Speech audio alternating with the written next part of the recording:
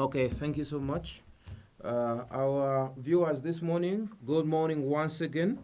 I'm glad that we are able to now be to talk about the issues that I articulated earlier on regarding governance. And want to thank you for being patient. We had some technical glitches which we have been able to overcome. And I'm now happy to introduce to you Professor Makara. As I did mention, that for us as a university, we trade in knowledge.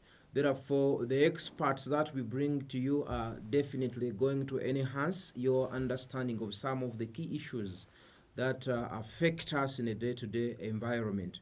And the pride of Kabale University is in always ensuring that we give some civic education to our community, such that as a university we remain connected and we can give better living to those that we associate with or that we serve as a nation and as a public university. Professor Sabiti Makara, you're welcome to the KABChats. And I want you to briefly introduce yourself, and then we can start this particular session regarding governance. Thank you, Canon. My name is Professor Sabiti Makara. I'm the Director of Graduate Studies at Kabale University. I'm also a Professor of Governance in the Department of Governance and in the Faculty of Social Sciences. Previously, I taught at Makerere for many years as a professor, and I'm now settled here at Kabale University. Thank you so much. And one of the interesting discussions when you come out to people is governance. Yes. And more particularly so because there are so many people who give independent and I would say in quotes expert opinion about governance. Demystify what is governance to an average person. Thank you very much, Canon. Governance is a multifaceted concept. A multifaceted concept, I mean various concepts fit in to define governance. Many people usually ask us, what is the difference between governance and government, or governance and politics, or governance and public administration? That's why we are trying to explicate the concept of governance. Concept of governance was born around 1990s by World Bank to try to explain how different variables that affect the management of society interact and make a whole concept of governance. By this we mean governance is this idea that different sets of issues interact to explain governance. For example, some people look at governance in terms of politics. For example, when they define it in terms of politics, they mean that actually clean politics, democratic elections, good leadership, and so on and so on. But then there is also a societal benchmark of politics, whereby you look at the grassroots of society. For example, people participating in making decisions. For example, people ensuring that there is demand-driven service delivery. For example, people demanding accountability, people demanding transparency, people demanding that actually government should be clean to that extent. And then there is also another aspect of societal-based governance. For example, people holding meetings and deciding who rules them. For example, electing LC1 chairperson and a committee, and also electing their own leaders in civil society, and so on and so on. And also that extent, the extent to which civil society interacts with governmental structures to ensure that they all agree that these are the best things for our society. For example, a certain community might be wanting a water source, a clean water source. Then government comes up with saying, we're going to make a road for you. No. When we use the concept of governance, it means that the priority of that local community prevails over the priority of government. So they have to negotiate. Give us, people would say, give us a water source, and next year you can make us a road. Or they have a middle ground somewhere where they agree. But there is also the governmental aspect of governance, whereby we are talking about government deciding on priorities which things are very key for development, for example, because you cannot divorce, for example, you cannot divorce governance from the demands of society. And also, government has an interest in community because we always say the triple aspects of governance. Focusing on the citizen, for example, looking at the citizen as a taxpayer, looking at the citizen as a sovereign, looking at the citizen as a voter. Each democratic government, wherever it is, minds those three things. Where is the centrality of a citizen in these things? Are we with the people or have we been alienated? Any government that excludes itself from citizens is likely to be alienated. And once a government alienates itself from citizens, then there is a problem. That government may not be re-elected. Every government around the world which claims to have some democratic credentials tries to make sure that it is with the citizen. You might have seen, for example, in recent years, government saying, let us fight poverty because poverty is number one problem affecting our citizens. For example, introducing parish development model. It's not accidental. Government wants to link itself with the citizens, and so on and so on. Other ideas like government trying to fight corruption, that's a very positive thing because everybody is coming up to say, corruption has gone to a bad extent or the extremes. So government, for example, in this budget has put aside 200 billion to ensure that it fights corruption and so on. Don't think that it wants to waste money. No. Government wants to see that the ordinary citizen sees it as a positive actor in the realm of governance. That is okay. Briefly. Mm-hmm. Thank you so much for that quite interesting introduction that throws light into the aspect of governance. And in light of your explanation of what governance is, I see that the citizen comes at the center of solutions that you advance. So government is one of the key stakeholders that you highlight as being a key player in ensuring governance. How is there a variation in urban versus rural governance? The variation in rural and urban governance might be small, but it's very significant. Rural people, especially like Uganda, where the majority of people live in the rural areas, the governance of rural areas is focused on transforming rural areas. For example, making sure that services reach the ordinary person. There are many countries in Africa and actually even in Europe where the rural is marginalized completely. Everybody wants to run town. What are these issues in rural development? One, provision of water, provision of affordable housing, provision of power, provision of transportation, making sure that people reach the markets, sell their goods, and go home. Mm-hmm. And lastly, the issue of security.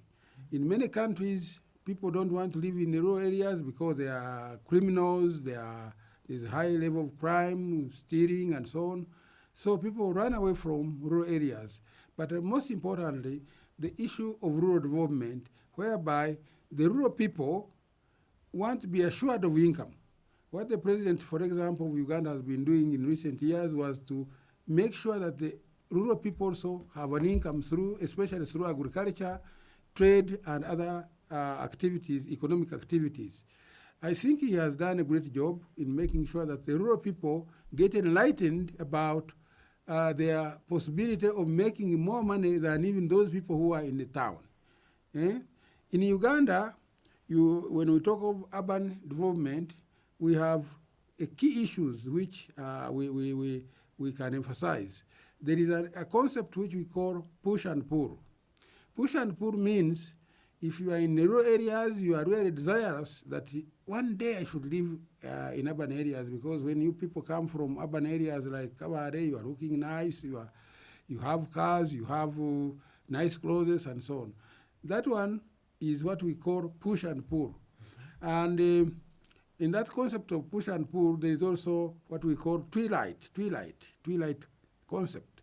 Twilight concept is this one, whereby when a person is coming from the rural areas and he stands on a hill near the city, especially in the evening, one can see very nice lights and say, this is a very nice place, I should be living with these people. Kumbe, if you look at it, sorry to use the vernacular word, when you look at it more critically, within the urban, there is a lot of rot. What do I mean by rot? There are slums, there is uncollected garbage, there is low economic activity. Many people are just walking around town, and you look at it and say, is this really what I was desirous to is this a community I was desirous to enjoy, to join? You go there, you don't find any job, because like in Uganda, many cities are coming up, but there are no industries there which can give employment. So that becomes a very big question. Is urban governance much better than rural governance? Rural governance can be much better. Many scholars have written about that. If all the conditions, like the economists say, were palatable for everybody, living in a rural area is much peaceful, much better. If you are generating income, you have a good house, you have a source of income like cows, like goats, like chicken, like banana plantations and so on. You live happily there. Food is in good supply and so on. It becomes a very big problem for rural development if people lack food, for example, like in Karamoja. If people lack good accommodation where they are living healthy. Most importantly there in this connection, if there are no health services, if there are no good schools, I've always told people that when we grew up, in our case, about 50 years ago or so, really when we were in primary school, there was good education facility. Many people amongst us would pass very, very well and would proceed to big schools like Budo, like Gayaza, and so on. But now we have a challenge, because in my rural area, children don't pass as much as those in urban areas. So when I go back the idea of push and pull, now many well-to-do people in the rural areas are transporting their children to go to Kampala or other big cities like Mbara or Kabale, because the good schools happen to be in urban areas. So you'll find that people in Nyarushanje, which is a rural area in this part of the country, are bringing their children to Kabale. Instead of working on their schools and government providing the necessary facilities for children study very well in primary school and they go to big schools like Nyachibare or something like that, people are pushing their children to the urban areas so that they study. So that one brings a disequilibrium in terms of service delivery. In urban areas, the schools most of the schools, for example, tend to be private. And the private investors in urban areas have put a hell of money, and the schools are doing very well. The teachers are well paid and motivated. They eat lunch, they eat break tea, they eat evening tea, they are given transport. So the teachers in urban schools teach much better, and that's what pulls the children from the rural areas to urban schools. And if the children who are supposed to be developing the rural areas are now losing touch with the rural areas, who is going to develop the rural areas tomorrow? That becomes a very serious question. Let me go back to the question of urban development and urban governance. Urban governance tends to be a complex issue because maintaining facilities in urban areas is a very expensive undertaking for government. For example, making sure that the drains are worked on, the water doesn't become stagnant, and then mosquitoes become a problem, then malaria becomes a problem, and so on. That is a very, very complex subject. The issue of collecting garbage and making sure that sewage is not stagnant are very, very important, and the government puts money there. Sometimes the government doesn't put enough money there. And you find garbage heaps everywhere, near Nakasero market, near Markets generally in urban areas, you find heaps and heaps of garbage, and you say, for God's sake, what are these people doing with our money, and so on. You have an issue of health services in urban areas. Although there are very many private hospitals and private clinics, most people in urban areas cannot afford to take their children to the big private clinics. You saw, for example, Canon, you saw, for example, during the time of COVID, hospitals decided to escalate prices for medication. And many people died in town. In fact, more people died in town than in rural areas because of that interaction. Yet most people cannot afford those exorbitant health costs. And many people really died in Kampala and other urban areas because they could not afford. But there is also another serious issue: democratic governance within the urban areas. We assume that Uganda is a democratic country based on participation in LOCs especially. Most Ugandans really participate in decision-making through LOCs and making decisions there. But in urban areas, there is also a disengagement, so to say, with the rural population, for example, in Kampala. The urban population, for example, in Kampala, are disengaged. Everybody is trying to do his own thing. When they call meetings for LOCs, people don't turn up, and so on and so on. And that really differentiates people, not at a voting time, but the engaging government. I used to be a member of LOC in Kawempe Rugoba, in Kawempe Division, and we used to participate every month in LOC. We would take up local instruments like hose and so on, and the pangas, and we do community service once every month. But those things have gone down. What is it that is problematic in this? In the case of Kampala, for example, this capital city authority thing somehow created a false hope amongst the citizens that now we have a corporation that is going to do things a company-like, and so on and so on. But then that alienated the LOC's structures from participating actively because of that mental expectation that the capital city authority is going to work for us. So you find a lot of garbage really heaped up in Bwaise and in Kivuru and in all those small urban centers, just because. And also the capital city authority centralized finances at the center. You find that the contracts are given at the center. The divisions and subdivisions don't have much money to contract service contractors and so on. So it becomes a problem. You see, one of the reasons why I came to the studio was to explain the Chitezi incident. The Chitezi incident has been on the priorities of Kampala Capital Authority. But it has not been tackled. It has not been tackled. Every time the matter came up, many people would say you are going to work on Chitezi, and billions and billions of money were needed, and the government had not given enough billions to work on Chitezi. Until now, it exploded last year, and it caused much harm. So many people died, and so on and so on.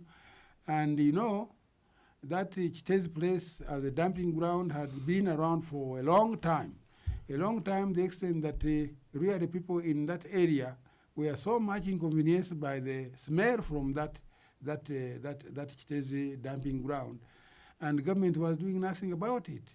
Not only that, people invaded that land and built in a land that was supposed to be free for dumping, and people just decided to grab some of the land and build their houses there, which was wrong, and the government didn't do anything about it.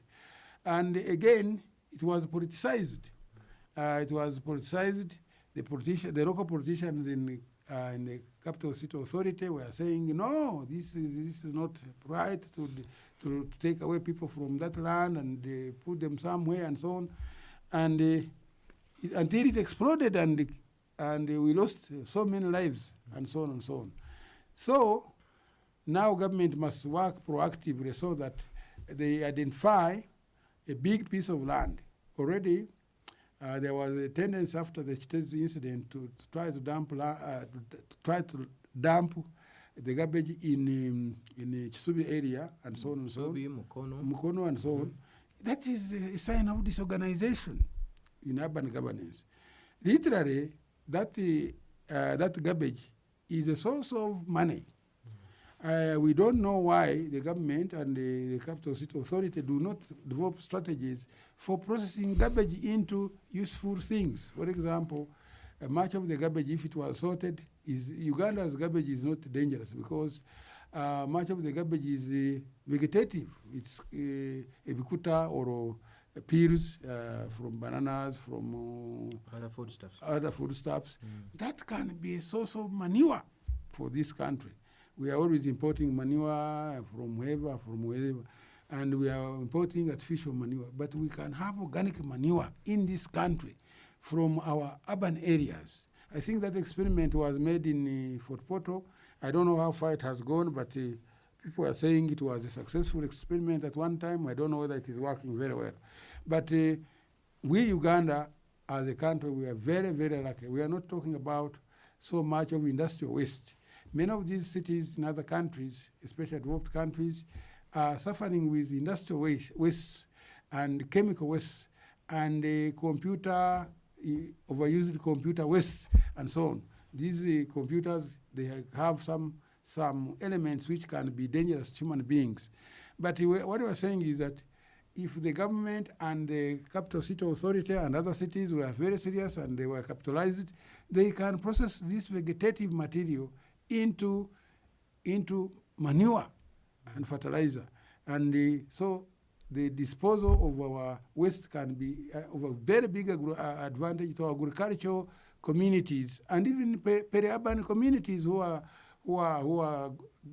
farming on small pieces of land and so on, and we would have sustainable kind of agriculture around the city.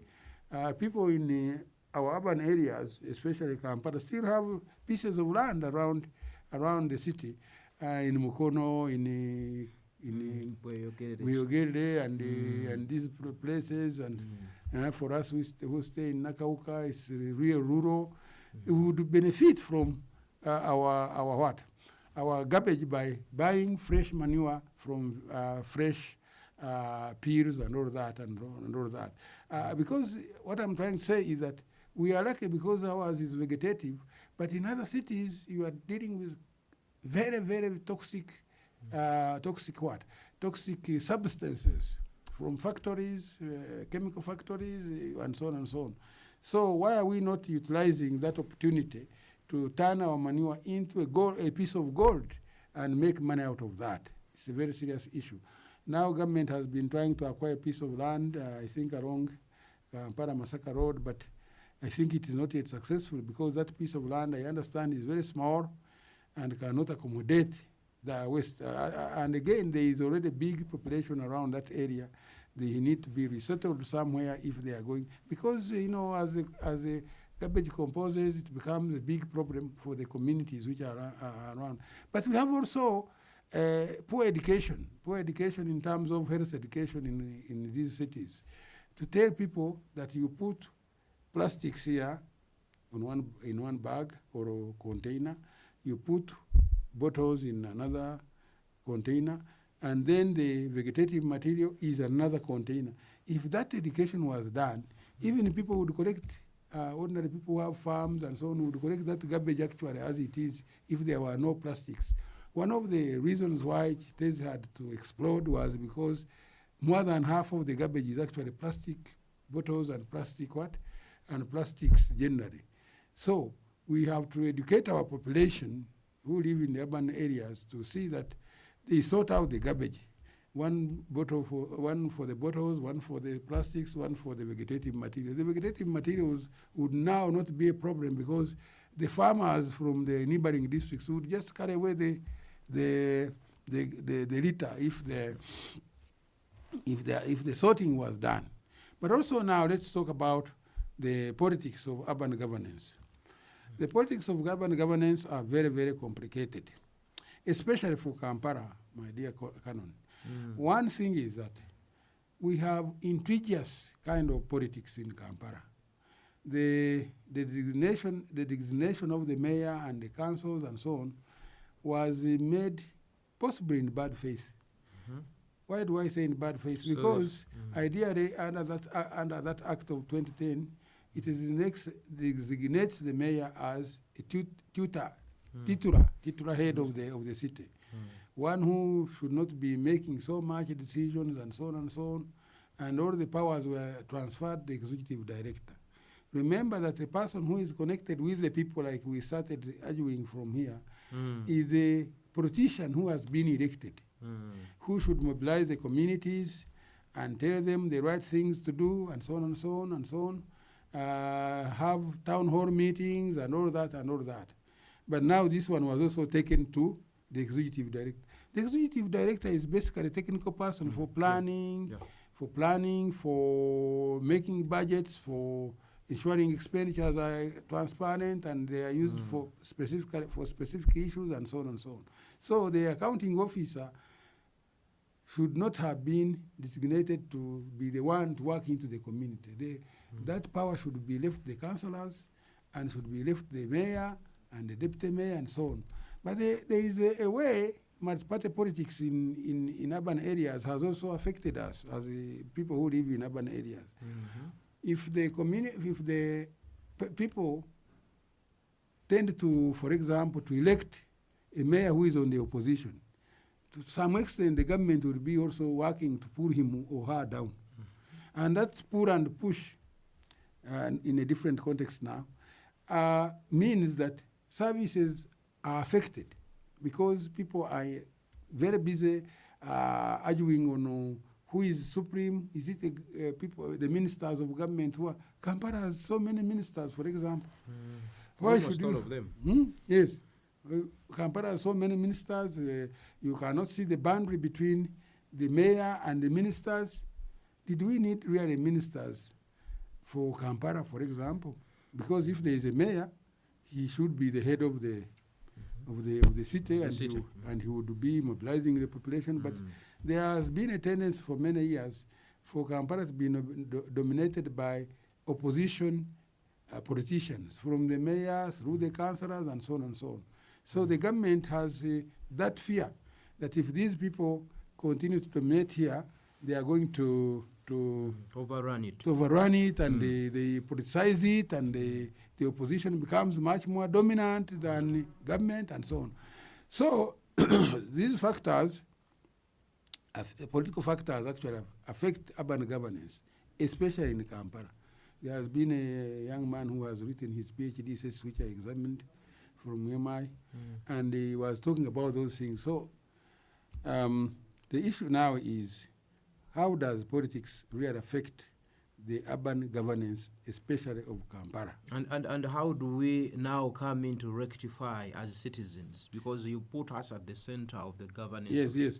Now, the citizen is the one who suffers. You know, when elephants fight, especially in the political terms, when elephants fight, the grass suffers. I think the Kampala citizen is suffering. Their voice, through their representatives, is somehow switched off in a way, because the mayor, no one listens to him, because the government always argues that if you elect the opposition councillors and mayors, you are going to lose out on service delivery. So people lose out because the draining of drains or trenches is not done in time. If you look at the potholes in Kampala, who opens it when they are going to rehabilitate a road or something? Is somebody who is a politician on the government side. You don't see the mayor featuring or something like that. I'm not politicking for him because I have no business with him, but ideally, that is supposed to be the work of the mayor to open a road when it is being rehabilitated. But also to ensure that the mayor and his council, to ensure that there is accountability completely, like I was explaining at the beginning. And Kampala is not a good place. When they were listing the word tourism, something was listing destinations. Kampala was never mentioned because of the potholes, because of heaps of garbage everywhere, lack of spaces for people to enjoy themselves. Like if you are very tired in Kampala now, where do you sit? Because the city is supposed to have those open spaces whereby the citizens, like you're asking, can really sit down, eat a banana, and if it is at lunchtime, take a bottle of water, and then you relax, and then proceed with your journey. Every other space has been killed with a building. The spaces that used to be there, Constitutional Square, other squares, and so on, a building is coming up, a building is coming up, a building is coming up. That is because of the disconnection between the planning departments and the political departments, because the politicians are trying to advocate, say, let us have spaces and so on, but who is approving the plans? They are being approved by the technical officials. Some powerful people can come up and say, I want this plot, and they get it, and they build in a space that was supposed to be left there. Places like Kamocha used to have those children parks and so on and so on. Below Makerere, there used to be those children's parks and so on. All those spaces have been closed with the buildings. Some of these buildings are not even well planned. They are just multiplying the slums and so on. So the pull and push of politicians and the technical officials in Kampala specifically have killed the city. We can no longer shine as a green city, because now what the world is emphasizing, and they are emphasizing the ecosystems in the cities, and the concept of sustainability, to see that the situation in an urban area is sustainable, sustainable environment, fresh air, minimization of dangerous gases, minimization of noises, minimization of traffic jams, and so on. If you look at Kampala specifically, when we're talking about urban governance, it is a dead city already. You know, there used to be dead cities.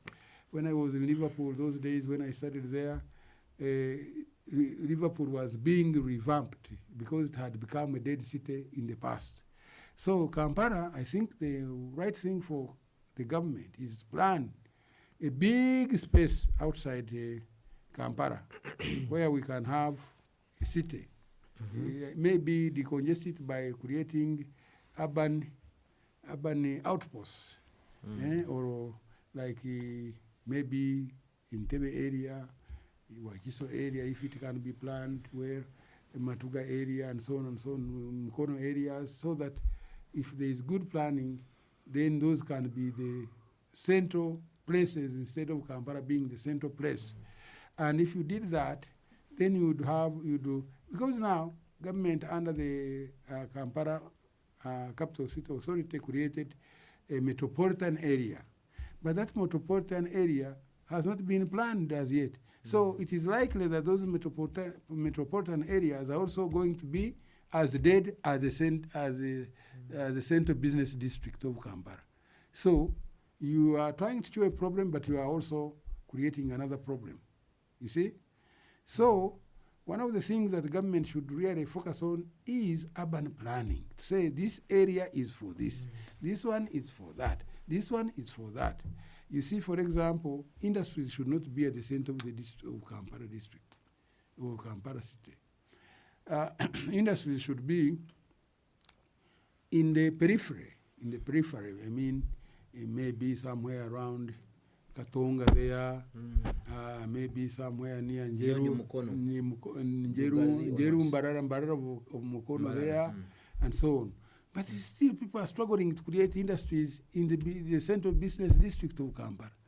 And who approves So everybody who is approving should be aware that the central business districts do not usually have industries. They have trading areas, recreation areas. There is one thing that we have not sat down to do as citizens or government, to say, let us plan our cities so that they can be attractive to investors. And the investment is not going in physical industries, by the way. Much of the investment these days is in the areas of recreation, tourism, Yes. hotels, and so on. So we should be looking in those areas rather than congesting the central business district with tiny industries, physical industries, releasing fumes and all that. There was an idea at one time which was being floated by government that actually, for example, big lorries should not pass through the central business district. I don't know what happened. The central business district is still faced with big lorries passing through the center of the city. There was an idea that Kavera or plastic bags and plastic bottles should be banned, like Rwanda did. When you're flying over Rwanda and you're going to have a stop at Kigali, they announce, every airplane announces that you must not have any plastic bag if you are disembarking to enter Kigali or waiting from there. You must have a bag of another different make, not plastic. So what is happening to Uganda? The government made a law that we are supposed to ban plastics of all kinds. But the industries are still multiplying, making plastics. You reach a point where you see Nachivuo, for example, Nachivuo channel, full of plastic bags and what? And other forms of plastic. And it just over floods. You should not worry, you should not be surprised when you see you are traveling in Kampala and you are coming from Kabale and you see a flood has cut you off when you are going to Jinja or you are going to Kawempe. Floods just cut you off, and the reason is what? The channels are blocked with plastic bags. It's common around the Chambogo area. Chambogo area. You'll definitely find it flooding. Kawempe Bugaise area. Jinja Road. We are messed up. So I don't know why government has not focused on some of these urban governance issues. But who is government, Professor? Because government is at three levels. Government is at the center. We mean at the center, we mean central government, the presidency, cabinet, senior civil service, and so on. Government is also at the district level or urban level. Okay. Yeah? District, like Kampala is a district, for example. Why we need that one, most importantly, the background is that because cities are now spreading outside Kampala. Yes. Kampala is a city. I know there is a big quest for Kabale to become a city. There are also 10 cities already approved, and they are working. Hoima, Guru. So we need to know what is our role in governance at the level. At that level. Support government. So we are, let us not concentrate on Kampala, but let us say the government, as you have asked me, is at the three levels. At the center, we are talking about the presidency, the executive, cabinet, and civil service. And then you have also the government at local level, district, municipality, city. That's government. Then you have lower local government. Lower local government is at sub-county level, divisions, and also at the town level, because there are towns below municipalities. Town clerk. Yes. Some of the urban areas are towns, and of course they also around there. They are also trading centers and so on. So the government in Uganda is at three levels: the top executive, the center, parliament, and so on. But then there is also the government at the district and municipal or city level.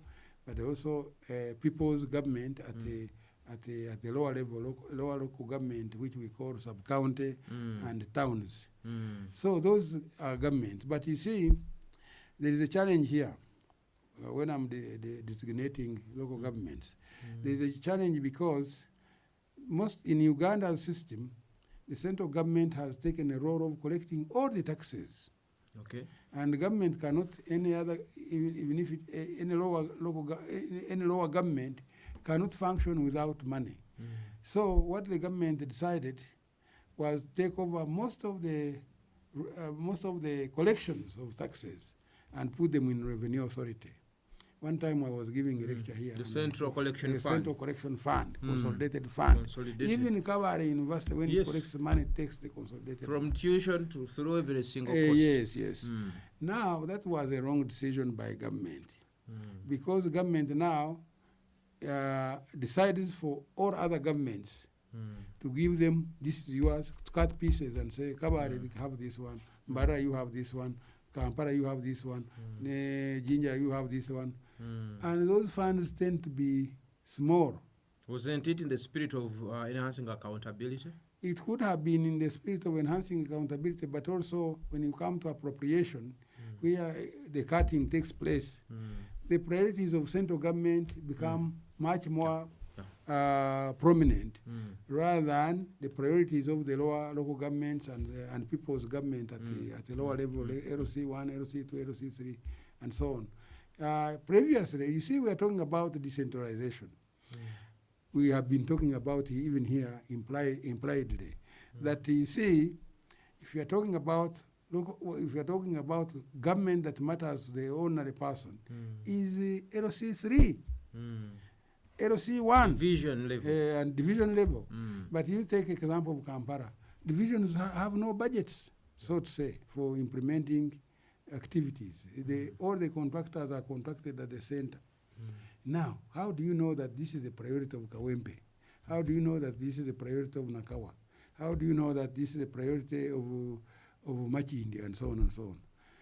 Those divisions only participate in contributing the making the budget of Kampala. But when it comes to appropriation, they are on the receiving end. And when the small money comes, it pays also the councillors, because councillors in Kampala get salaries. Even at the division, and not small salaries, by the way. I think a division councillor gets like 500,000 shillings, I'm not so sure, per month. They get monthly salaries, not sitting allowance.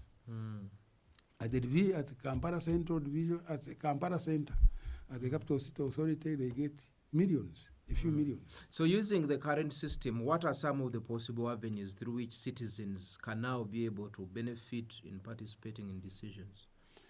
No, it is a very complex idea, Canon. The idea is that of decentralization is that ideas should come from below. Bottom up. Bottom up. And accountability should be downward. You see, those are the equations of decentralization. The ideas should be open up, and accountability should be from top down. Top down. But you see, both of them have already gone wrong in urban governance and also even in rural areas. The urban areas, municipalities, towns, and cities are on the receiving end. Whenever you say, why is this service not, or ask the urban area people, why is this service not being provided adequately, they say, government has not sent the money, And when it comes to accountability, instead of these municipalities and towns accounting downwards the ordinary person, they are accounting to government for the money they received. This has been a reverse of decentralization. The original idea of decentralization from 1992 was to empower local communities to pay taxes. And they can only pay taxes when they see the services. The local leaders in LC1, LC2, LC3 would be able to convince the ordinary person to pay tax on account of the service they have delivered. If a road from the city, Kabale city to Shoroza has been done, it is easy for the local leaders to convince the population there to say, pay taxes so that we can have more roads. But now the road comes and the contractor is contracted in Kampala sometimes. So the accountability mechanism is also wrong. The local leaders may not have much say about the contractor. If the contractor, for example, was contracted from the central, the from the center, from Kampala, for example. He is managed by the technical officers at that level. At that level. So this undermines decentralization. It also disempowers the ordinary person, because the idea of decentralization is that people should ask for what has my tax done. And remember, it has also disempowered the people in another way. The abolition of direct taxes, like umsoro, or like what graduated tax. Personal graduated tax. Yes. You see, when an ordinary person would directly pay, it has also its own disadvantages. But the advantage was that if a person paid his 10,000 per year, he would say, I have paid my msoro, I want services. Now, most of the taxes now are indirect, on fuel, on all sold items, on all everything that is sold. So the ordinary person, has forgotten that he's actually paying tax. So it becomes difficult for the ordinary person to hold government accountable. I paid my tax. They don't know that they are paying taxes, except for us who are in formal employment, where they cut directly. You are earning 1 million, they cut 30%. Eh? So you realize that is your money. But you see, another complicated thing about it is that you don't know where that money has gone, because ordinarily that tax was supposed to go directly to local government. But now it goes to Kampala. Eh? You are working at Kabale. Kabale is, if I am getting 1 million a month, Kabale is supposed to take 30%. Put it in a central collection fund. Put it in a central collection fund of Kabale, and then we ask, I go to complain the town clerk or the mayor to say, I paid my 300,000 this year. Where is my service? Like Kabale here, we don't have any tarmac road. Kabale University. Now we are a bulk of taxpayers here who are paying big taxes here. So we would be asking the town clerk, why are you not giving us water? Why are you not giving us electricity? Why are you not giving us roads, tarmac roads?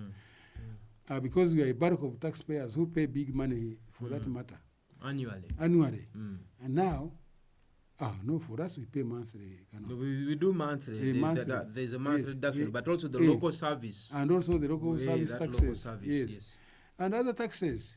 So we'd be pressing the town clerk to say, why are you not giving us services for that matter? And now we pay it, it goes to Kampala. Then part of it comes back to Kabale. Now, the mechanism for us to hold the town clerk accountable is becoming smaller and smaller. So that is also an equation. Maybe some taxes should be direct. There are my students who are working, master's students who are working on those issues of how local governments are spending the money. But they still have that question that, we depend on the money that comes from the central government in order for you to get services and so on and so on. And this, I think, partly the solution, the problem is because of the legislation that was made that put us in that kind of, because right now they're enforcing especially through the Finance Act. The Finance Act now empowered government actually to collect most of the taxes. When decentralization had begun, I was an expert for the decentralization through the Minister of Finance. That time we were educating people how decentralization is going to work and so on. One of the lessons we are giving to people is that they should encourage people to pay taxes because they are going to see the results of their taxes. For example, at the time when we were educating people, we're using example of Bushenyi district headquarters was built through local collections. Well, it's one of the districts that were decentralized at the beginning. And they collected taxes and put up what? And put up that huge building. Now you see most districts because cannot put up a district headquarters because they have to depend on their submission to Minister of Local Government, a request to have a district headquarters or a district hospital and so on and so on. So they cannot, as a district, do anything because they have to depend on the subventions of government to that district. And usually the subventions will have so many priorities. In many cases, the capital development is very small. And because the capital development is very small, it is jumped, it's bypassed every year. Every year the budget is bypassed for capital development. You go to places like Ruero, they are building a big hospital.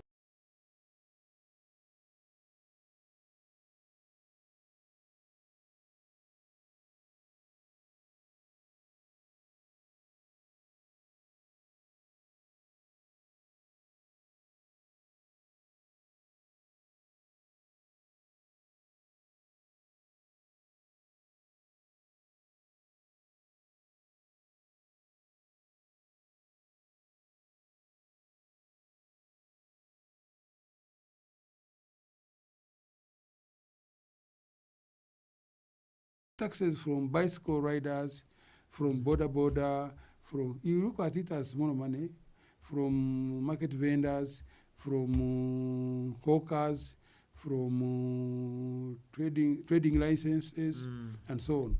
That was the essence. But now when you collect all that money, you have to take it to the consolidated fund.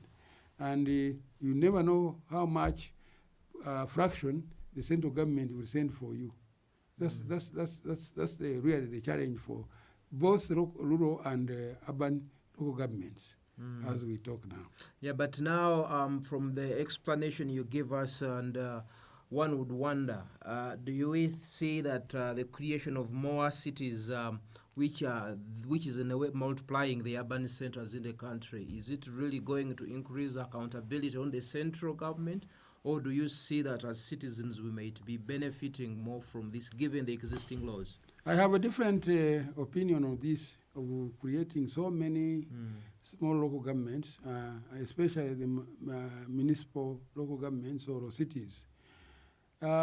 These things have become very much political, like I started talking about this issue of political governance. When the politicians go to a certain area, especially central government politicians, they promise many things. We are going to give you a city, and people will clap and wait for it. And when the time for election comes, it becomes a very big issue because people demand what a big politician has promised them from the center. In fact, many of the politicians, especially in Kabale here, they are on Bunkenke or on what? What is the right word? On tension. On tension, yes. Because at one time, government promised that Kabale will become a city by this time or that time. And that city status has not been delivered. And the politicians from here are being blamed that their promise was not honored. Really, if you have a municipality status, it is sufficient to give you services, by the way. So maybe you don't even need a city. But the local population would be demanding that they want to be a city. And they don't think through what a city status would even bring. Possibly it would not bring many things. Possibly it would bring more challenges and that, like that. If you look at the cities, we have municipalities which have been elevated to city, you don't see much difference between them and Kabale municipality in terms of infrastructure, in terms of governance and so on. But people will continue to praise that let us have Kabale as a city as well. Why is it in Mbarara? Why is it in Hoima? Why is it in Guru and so on? We are almost the same size of geographical size of urban coverage. Why are we having so little in terms of city status? And the government, to some extent, even in rural areas, it has given so many districts and so on. It reaps votes through that. You divide a city. I did research on this. You divide a district like Kabale into multiple districts. Then you also divide the money that was coming to Kabale city. I mean Kabale district. As a district, you give a little bit to Rwanda, a little bit to Ruchiga, and so on. Essentially, you have not increased the budget for service delivery, even for this new place that you have created. So all of them get starved. Kabale district, which remains, gets starved.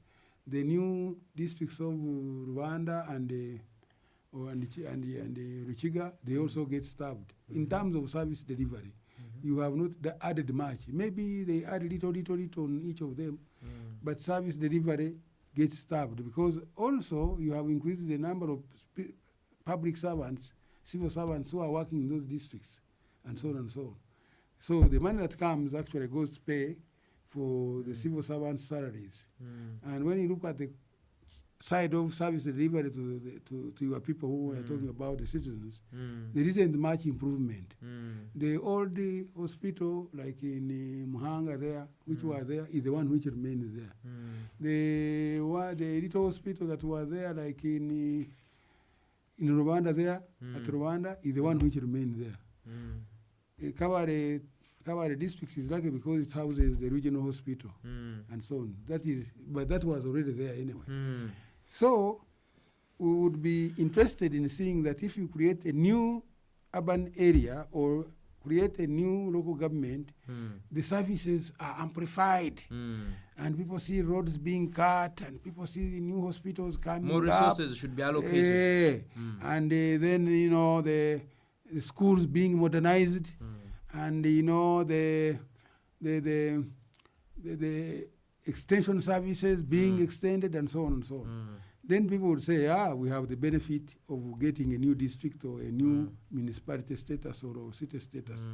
These things are not working like that. The funds are almost limited are limited in government. So government first gives priority to issues like defense and sanctuary, education, and so on. But when it comes to the local provision of services, we see that services are really stagnant. You go to the hospital, yes, the structure is there. Maybe it was even built during colonial days or during other regimes. And the services are actually not there. In terms of, for example, medication. People go to the hospitals and they write for them kits. And they go to the pharmacies. They go to the pharmacies now. Well, where is the benefit of getting a new district or a new status of an urban area? It's not there. So people should stop demanding the multiplication of districts and multiplication of urban centers because it's not going to improve, directly improve service delivery. As the observation we have always been making, there isn't that substantial improvement in service delivery. Schools are decaying in almost everywhere. The teachers are not motivated, and so on.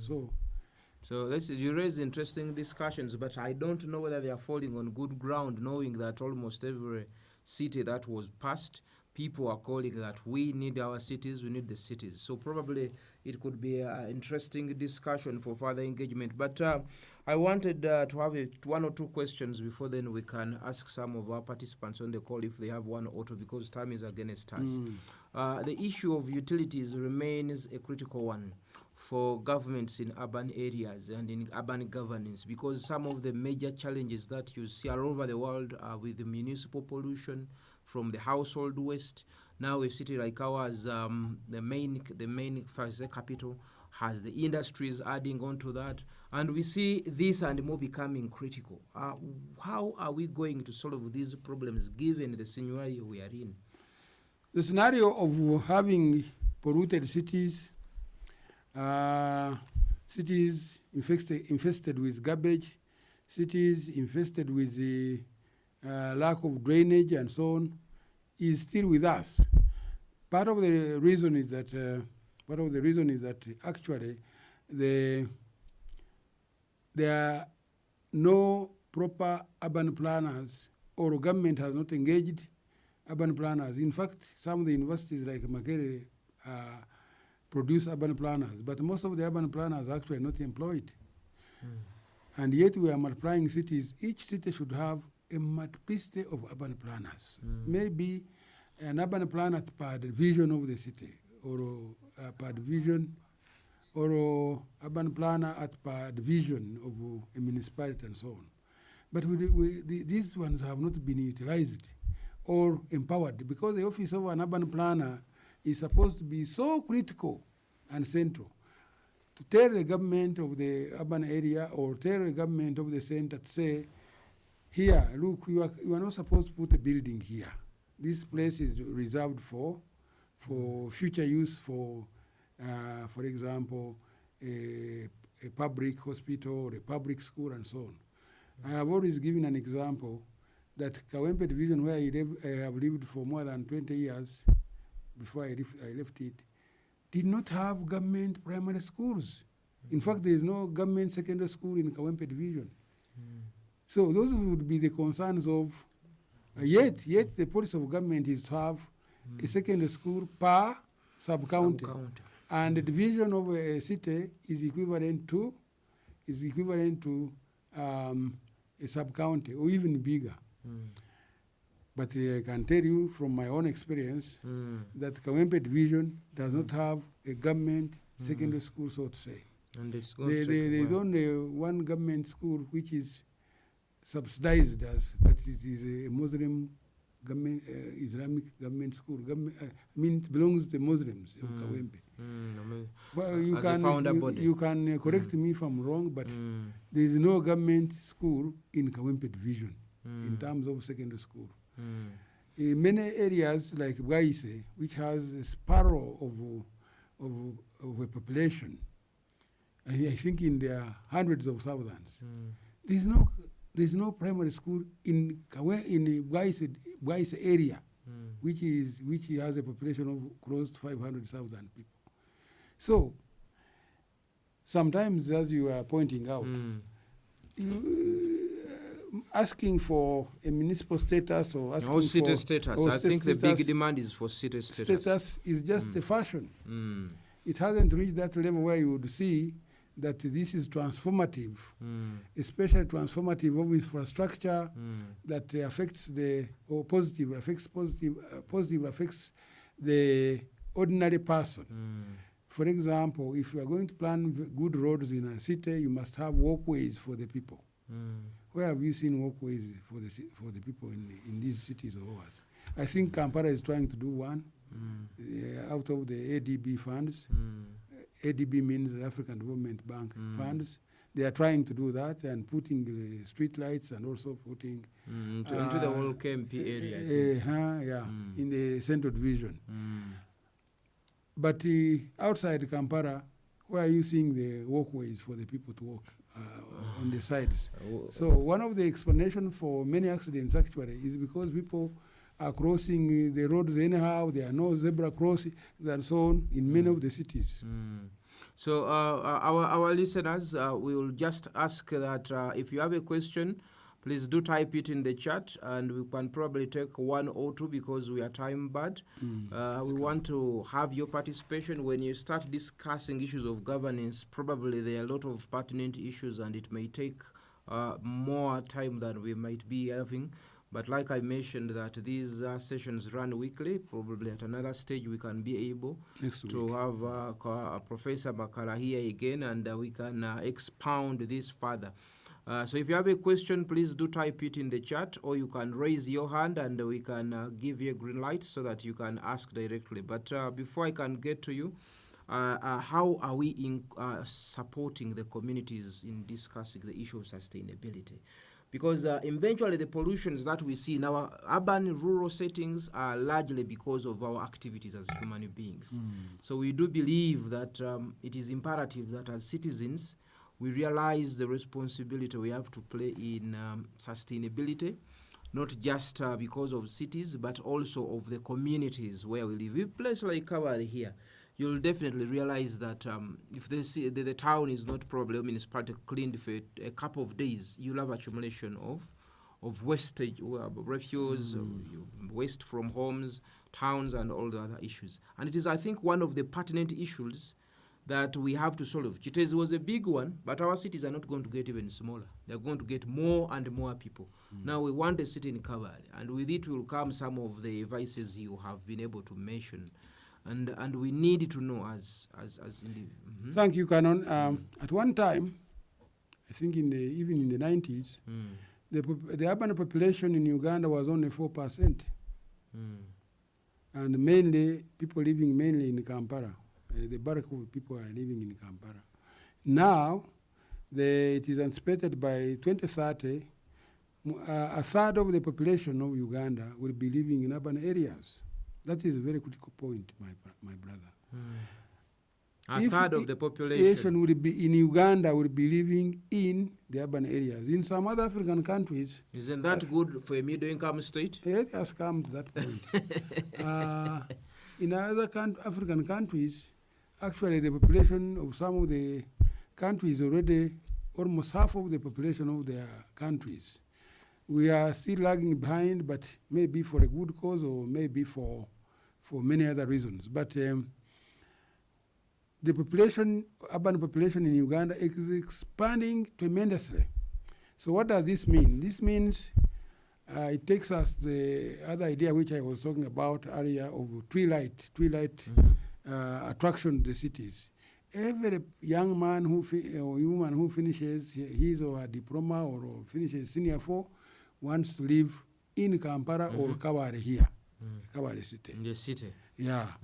So what is the attraction there? The attraction is that if I go to the big urban area, I am like it forge a life, because I have seen people who have forged life through pushing wheelbarrows or riding border, somehow having some better living standard, a nice shoe, a nice shirt, buying, putting up a small house in the village and so on.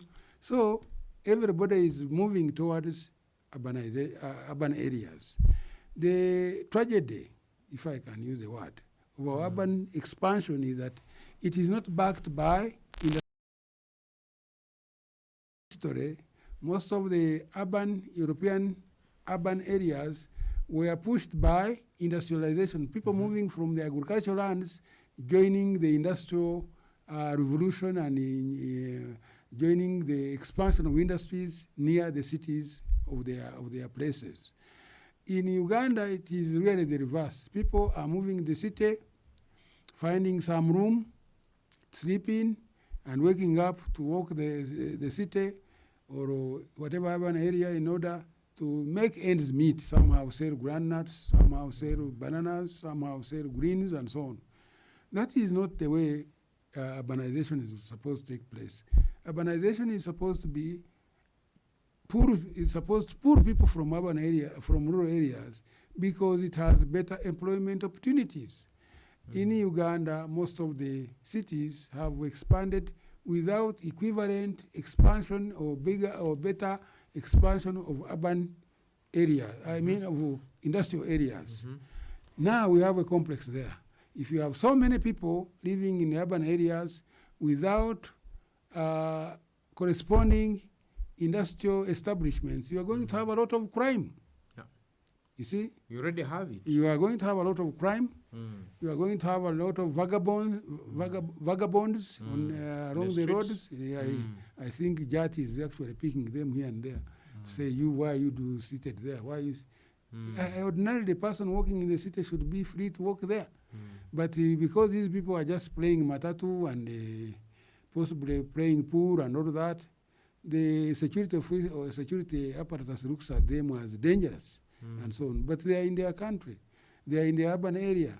But the other thing is that when cities expand without corresponding industrial establishments and other commercial things to create employment, you create a situation of people drinking drugs.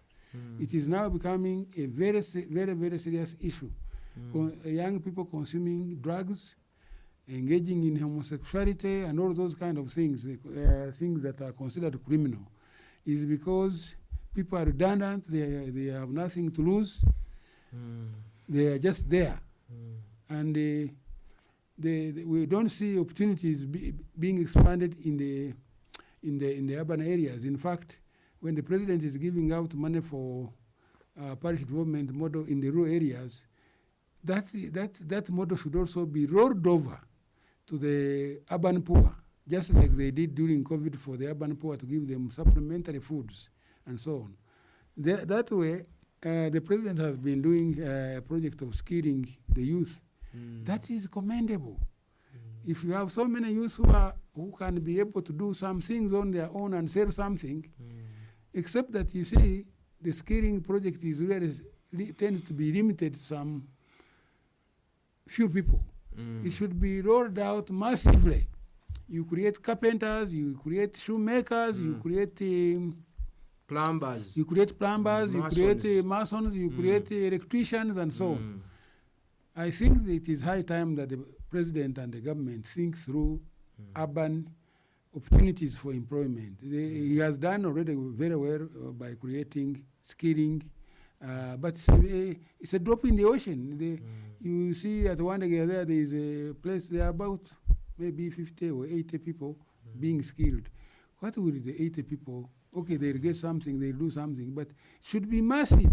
Yes. Maybe each parish in Kampala, for example, and each parish in other towns should have a skilling center, not the one which is just there as an ivory tower, because an ivory tower means it is just a small thing, but secluded from society. Let it be massive. And if it is massive, that can be great. Even teaching people agriculture, by the way. The president has been talking about the issue of 4-acre model.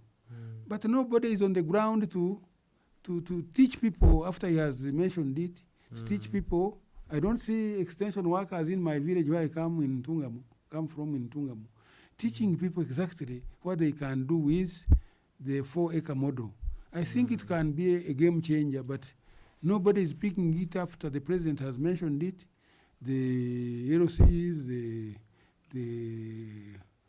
RDCs and the assistant RDCs, they don't seem to be accelerating that model because the land has become small. Even here in Ntungam, where I come from, the land is very small. In Kabale, it is even worse. That in other places, land is becoming scarce. So the education that the president is providing is very, very credible. That you can have even a 2-acre model where you can put vegetables, you can put fruits, you can put a cow which produces manure for this. And I think the president has an excellent idea. But then who is putting it in practice?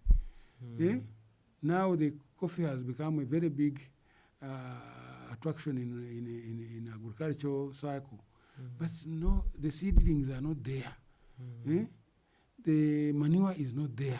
Somebody should come up with an idea of giving manure to those people so that when you grow an acre of coffee, indeed you can get maybe 10 or 15 bags. But people are picking small. And these are basics for agriculture. Yes, these are basics for agriculture. But they are not there. The extension workers haven't been motivated or reinvigorated to do things for the people. And they get salaries. I'm not blaming them, but they are not well facilitated as well. At one time we have this program at the district for agriculture. I have forgotten it, but it ended there. We cannot see the impact of that program. Instead, they were better paid than agriculture officers, but what was it called? For supporting farmers, farmers, the extension program. We've had several, including seeding. Seedlings, seedlings, coffee and other variety of plants and animals. But you see, we show a lot of this. It's an interplay between the an interplay between the technical and political, because NADS worked for some time. That is NADS, yes, that was NADS. And then you've had others coming in, but because it is advanced as a political agenda, you wonder whether citizens own it. And I think that is where we need to know how to sell the vision. Yeah, I think selling the vision should be through the technical officials, to convert them to the ideology and the vision of the NRM, to see that if NRM has a program of extension and using the small land to the maximum that a citizen can benefit from that small land, you have to get the extension officers on board. First of all, they must believe in the vision. Two, they must also be facilitated, because they can have the share in the vision, but they are not facilitated enough. I understand they give them motorcycles, but the motorcycle may not be having the fuel as well. So these are very complicated issues, Canon. And you now have a PDM. All these are coming through the Saint, actually. That's a central government program. Yes. Me, I had always advocated that that program should be downwards, going downwards, so that it is owned by each local government, and the only role of the central government is to oversee that actually delivery of the money has been done, the good projects have been done. You look at PDM, for example, they give you the money, you don't have a concept. How are you going to use the money?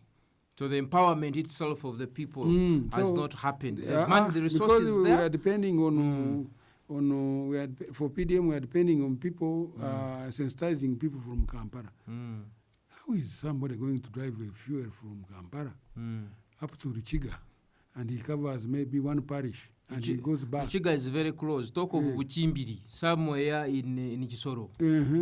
How will they know the needs of the person somewhere there? You see, there was no needs assessment for PDM, and no project designed, because even at the individual level, somebody should be able to explain his project and say, if I'm going to get this 1 million, I'm going to buy the young pigs.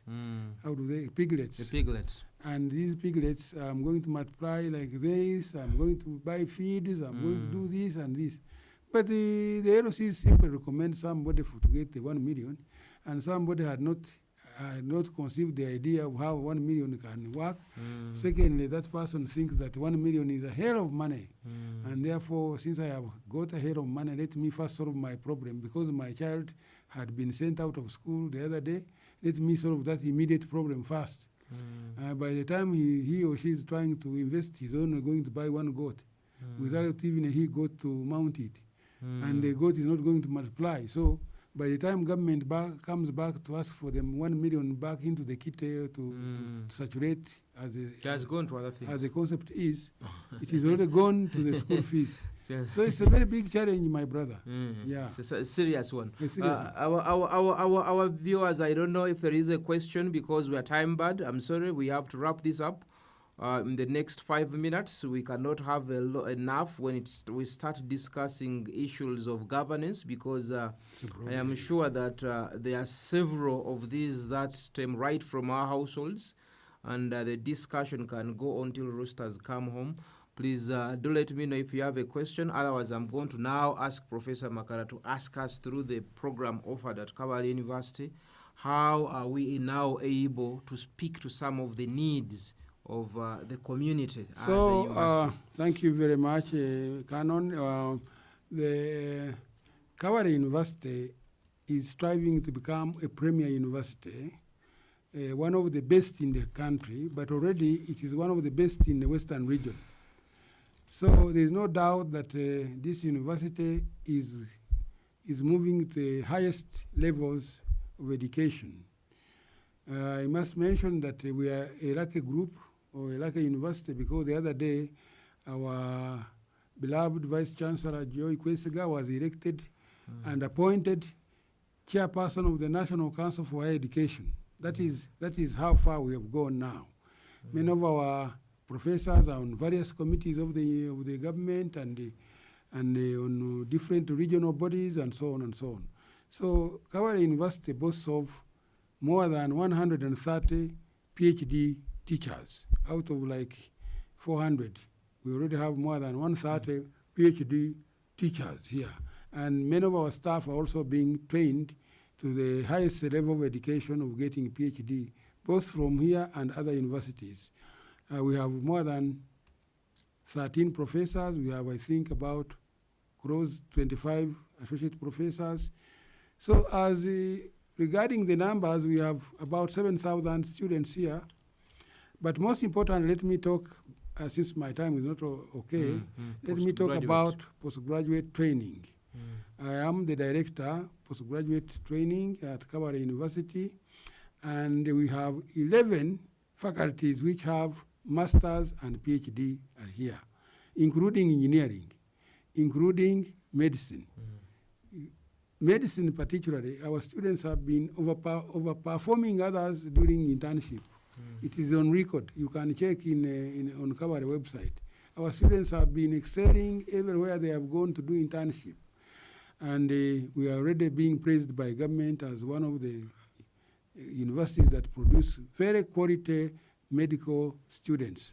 But even in other areas like engineering, we are doing very well, producing engineers, producing some of the best fine artists in the area of engineering. We have faculty of social sciences where I belong also. We are training people at PhD level. We have a number of students doing PhD in various areas of social sciences, and also master's programs. We have several tens of students pursuing their masters here, and also in other areas like tourism. I think tourism is trying to launch a master's degree now, and so on and so on. So if you are out there and you are thinking of postgraduate training for your son or daughter, or you are working and you are able to pay for yourself, the tuition at Kabale is very friendly. We charge friendly tuition, and also we collect it in piecemeal. We don't say bring 10 million or something like that. If the course is for 1 million, you pay 500,000 and you start. Then you pay 300, then you pay 200, and by the end of the semester, you have already completed the amount. Then you start a peacefully here at Kabale. And also, if you are living around Kabale town and neighboring districts, you can even work here, because our master's and PhD courses actually happen during the weekends, most of them. Okay. So if you are studying during the weekend, you do your work, you earn your income, and then you come and study at Kabale University, and you study during the day on Friday, Saturday, Sunday, and you are done, and you get the same amount of teaching like you would be getting if you are a full-time student on day program. So please, out there, you come. But also our programs are linked to the community. The things we teach, because this is a regional university, we try to relate them with the problems and challenges of the communities. We intend to produce problem solvers, people who are able to give solution to the community in agriculture. Agriculture already has 2 master's degrees, programs I mean, in social sciences, in engineering, in medicine, and in science. We are already making some products which are making people just get amazed that, hey, are these products also made in our university and so on. So we are also looking at environment. For example, our environment is devastated, but our students are helping the communities to try to sustainably use the wetlands and use the hills so that they are there tomorrow for the generation that will come, and so on and so on. And also they are productively used. You don't have to use a lot of land. You can use a small piece of land and produce enough food and produce something for sale. So please, if you are out there, you check on Kabale University website and see the postgraduate program that we have, and you enroll in any of those programs. The application forms are on net, on the Kabale website. Yes.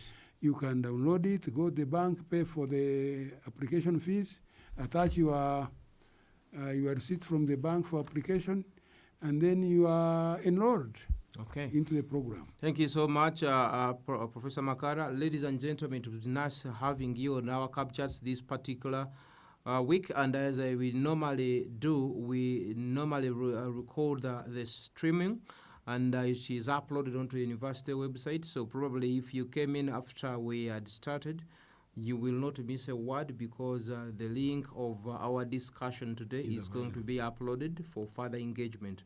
And this is just the first part of this series where we are talking about urban governance, and I'm sure that we should be able at one point to demystify the issue of decentralization on paper vis-a-vis on ground, to understand how our country has been transformed by some of the solutions that we have had in the past years or so. I want to thank the technical guys, a team that has been behind Collins, and for us every week on a Wednesday, we are here 1 hour of a serious discussion where experts at your disposal to discuss some of these pertinent issues, and that way we should be able to participate in the civic development of our community as a university without walls. My name is Godfrey Sempungu, and see you next Wednesday. Bye bye. Thank you for having me. Please.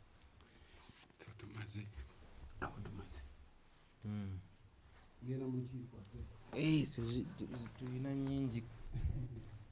Cut.